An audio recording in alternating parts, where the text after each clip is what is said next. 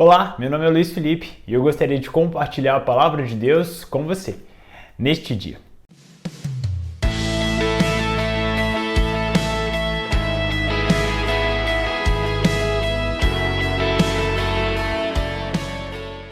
A Bíblia nos apresenta no Evangelho de Mateus, capítulo 4, dos versos 18 a 19, o relato do chamado de Jesus a dois homens, os irmãos André e Simão Pedro.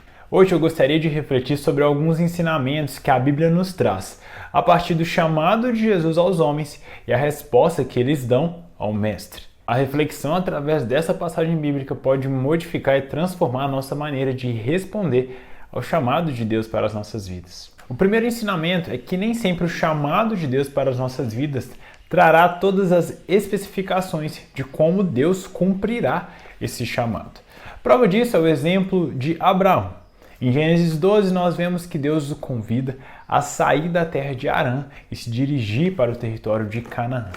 Mas o texto nos mostra que Deus não descreve detalhes do que Abraão esperaria e de como ele iria viver ao chegar em Canaã e ao fazer esse percurso. Deus simplesmente pede para que ele faça isso.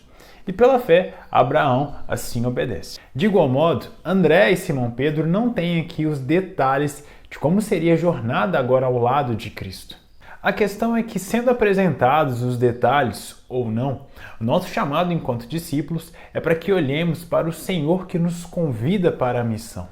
O chamado de Deus inclui a sua capacitação. Felizmente, antes de ser fiel a nós, Deus é fiel a Ele mesmo. Portanto, se Ele nos chamou, se Ele promete que cuidaria de nós, podemos descansar.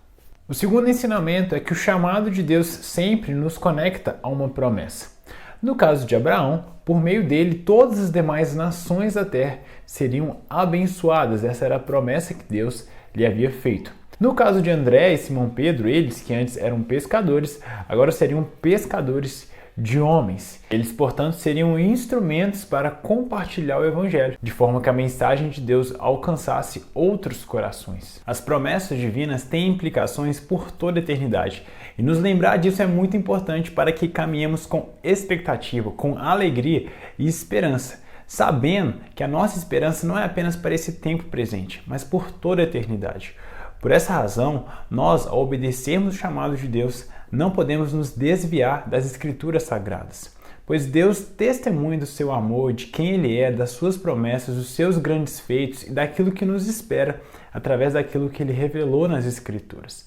Portanto, não podemos caminhar distantes daquilo que a palavra de Deus nos ensina.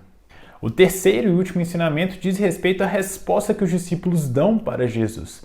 O texto nos mostra que eles imediatamente seguem e obedecem ao Mestre. Essa resposta dos discípulos valida a entrada no discipulado. Um aluno não pode ser discipulado se seguir as suas próprias condições. Ele, para que seja um discípulo, precisa seguir as condições que o Mestre estabelece. Mas o nosso chamado ao discipulado não é para que sigamos qualquer mestre. Não. O nosso Mestre, Ele nos criou. O nosso Mestre, Ele nos sustenta. E o nosso Mestre nos ama tanto que se entregou em nosso lugar, para que assim nós tivéssemos vida, a vida que Ele mesmo decidiu nos dar. Esse é o Mestre que nos convida a segui-lo. Por isso, se Ele nos conhece tanto, a ponto de se entregar por nós, podemos segui-lo, sem estabelecer nossas condições. Condições essas que estão manchadas pelo pecado. Pecado esse que nos afasta de Deus. Bom, essas são algumas reflexões sobre os ricos ensinamentos que a Bíblia tem a nos trazer. Como tem sido a sua resposta ao chamado de Deus? Lembremos-nos sempre de que a obra pertence a Ele. Portanto, ao nos convidar para fazer parte dessa obra, Ele não comete erros, Ele não comete equívocos. E o seu chamado inclui também a sua capacitação. Podemos então descansar no cuidado dEle. Que Deus te abençoe e que Ele nos conduza dentro dos seus perfeitos planos, para o nosso bem e para a glória dEle.